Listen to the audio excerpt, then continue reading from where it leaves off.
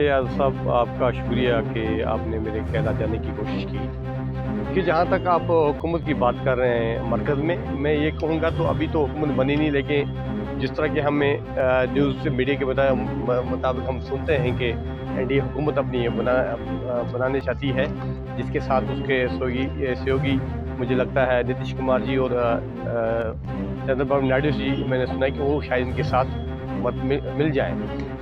ये जो हुकूमत वो बना रही है बैसाखी के सहारे पर बन रही है, और ये हुकूमत, मुझे इसकी कुछ भी ये नज़र नहीं आ रहा है कि ये हुकूमत चल भी पाए।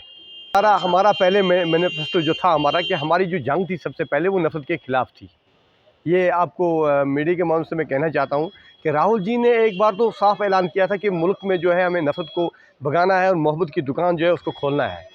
तो जहाँ तक आपने ये सवाल किया मुझे कि अगर कांग्रेस हुकूमत बनाती, मैं तो ये कहता हूँ कि बदकिस्मती नहीं, हमने बहुत अच्छा परफॉर्मेंस हमारा रहा।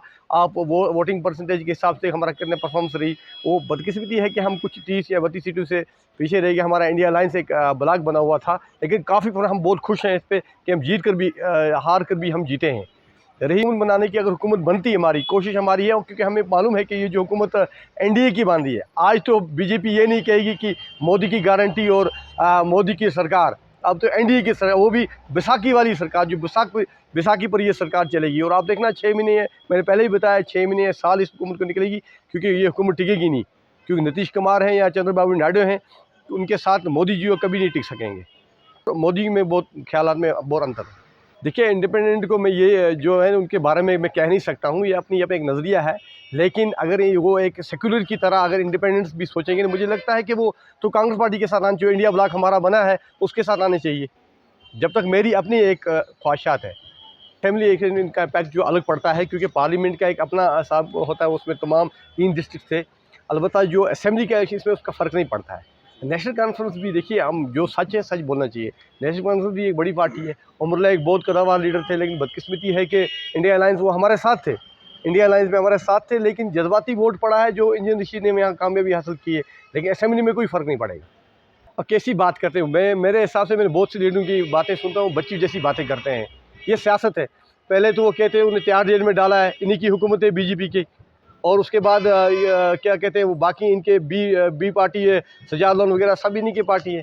तो आज क्या कहते हैं जीत का सहरा हुआ तो हमारे साथ है, हार गए तो वही मैं वही बात कहूँगा ना, जैसे वो करप्शन में उनके साथ कोई चला गया तो वॉशिंग मशीन में धुले हुए हैं, तो किसी और पार्टी के साथ गए तो वो उनने क्राइम किया है। मैं एज ए अपनी उड़ी कंस्टिट्यूंसी की बात करूंगा, और एज ए डिस्ट्रिक्ट प्रेसिडेंट में बात करूंगा आपको कांग्रेस की। मेरी एक ही ये लोगों से अपील रहेगी, मेहरबानी करके धर्म के आधार पर या किसी और प्रोपेगेंडा के आधार पर वोट को अपना इस्तेमाल, वोट एक हक है। वोट जो है ये एक, आप अपना वोट इस्तेमाल करेंगे, ये पूरे मुल्क को बनाता है, ये पूरी रियासत को बनाता है। इसमें मैं यही कहूँगा कि नफरत के ख़िलाफ़ जो वोटिंग, जिस तरह मैं कहूँगा ये नफरत के ख़िलाफ़ जो वोट पड़ा हुआ है, जो हमारे हक़ में वोट लोगों ने दिया है कांग्रेस इंडिया अलायंस को, मैं बड़ा शुक्रगुजार हूँ। तो यहाँ से भी अपील करता हूँ अपने उड़ी के लोगों को कि धर्म के आधार पर नहीं, नफरत के आधार के, बल्कि काम के आधार पर जो है अपना वोट का इस्तेमाल करें।